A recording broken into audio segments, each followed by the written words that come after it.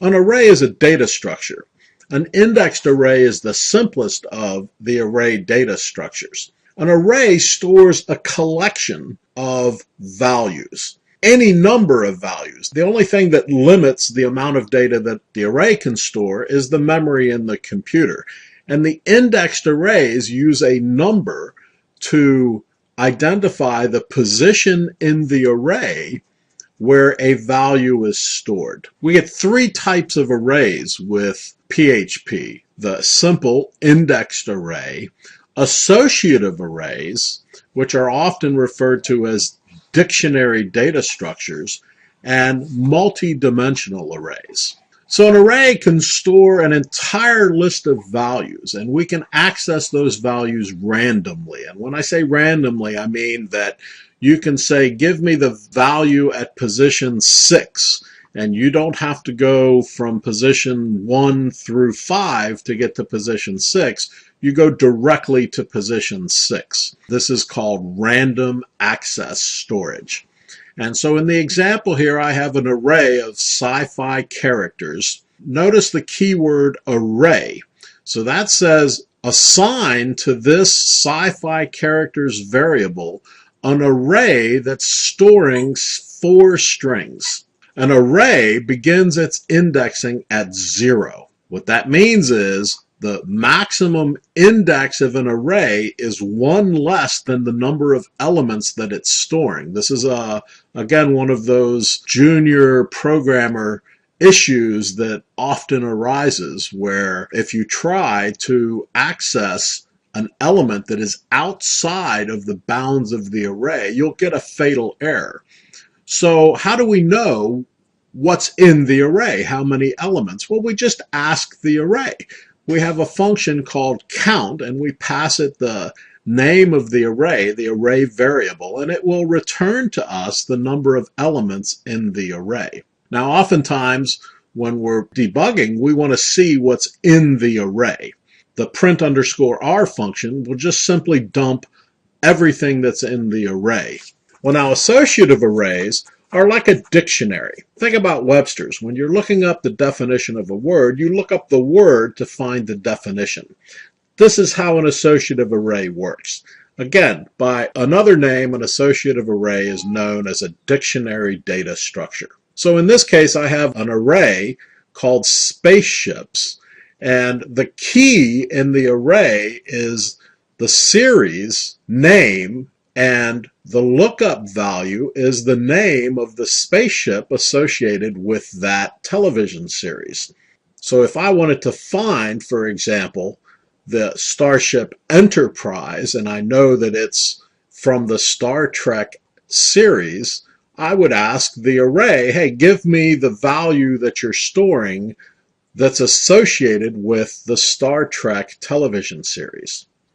And then to list all of the elements in an array, an associative array or an indexed array, we can use the for each statement. Now we've seen this in the last demonstration. We listed all of the elements of the integer array using a for each statement. So the for each statement says, hey, take everything that's in this array individually and call it name. And then, in this example, just echo that name. So let's go look at some code. Okay, in this little snippet of code, I want to demonstrate again the indexed array. So we use the keyword array, and we assign that to a variable called counter array. In that array definition, we've put 10 integer values. So this is an integer array, an indexed integer array that's being stored in the variable counter array. And then we simply use the for each loop to print each value that's being stored in the array. So we say for each value in counter array, call that value num, and then echo it out using that name num. So num becomes a representation of each of the elements in the array as the for each loop iterates over those elements. Notice also that I've scaffolded the code here with the debug equals 1. So that lets my debug conditional statement execute. And in this case, I am just dumping the contents of the array using the print_r function. And then I create an associative array.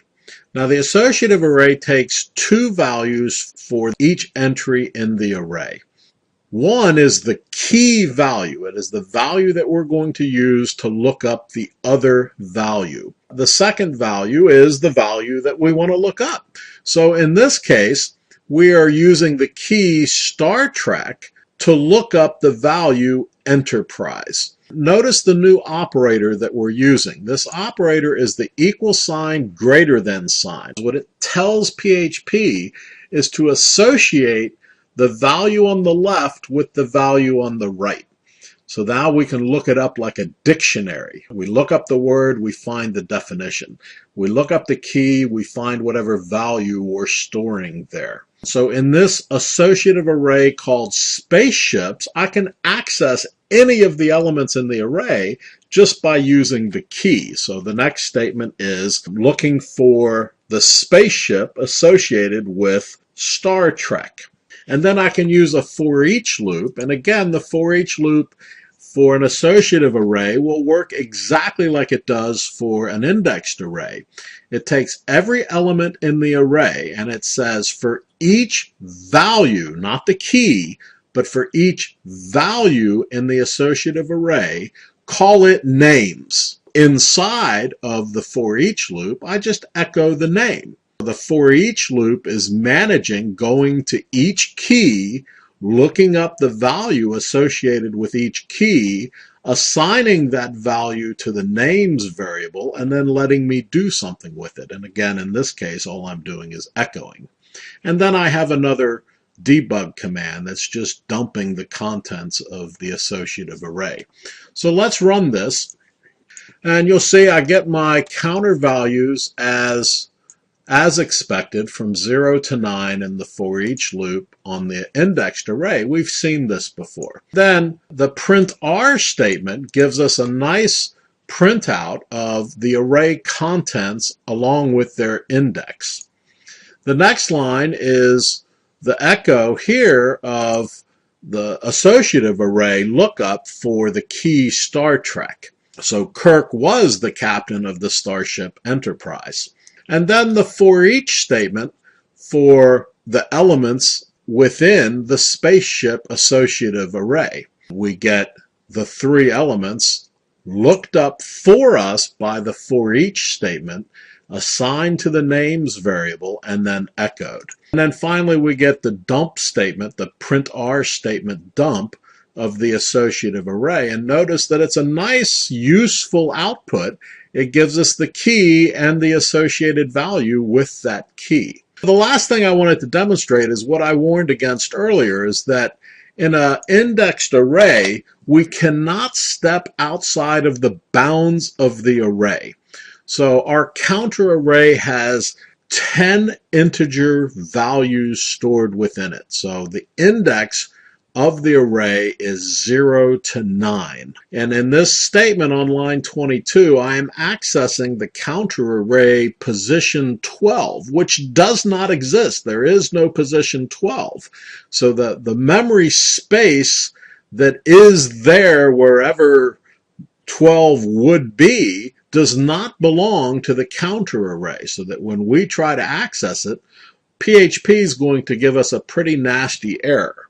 So let me save this and then go back over here and reload our page, and you'll see the error is an undefined offset. Offset is just a fancy word for a memory location. And so here we see clearly that this array, counter array, does not own the memory space at position 12 in the memory.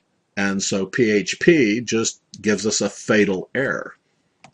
Okay, so again, it's your turn. In this exercise, we'd like you to create a web page that's going to validate a username and password.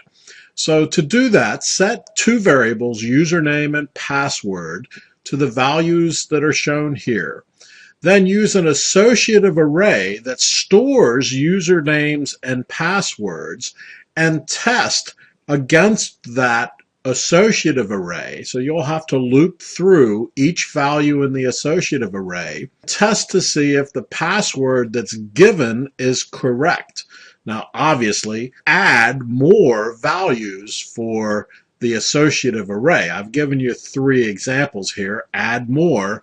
One of those must be S. Connor with the password fate that we make in order for you to find the value. It must obviously be in the array. And so if you find the password value associated with the username, then just print a statement, echo a statement that says welcome. If you can't find the username, or if the username's password is incorrect, then print try again.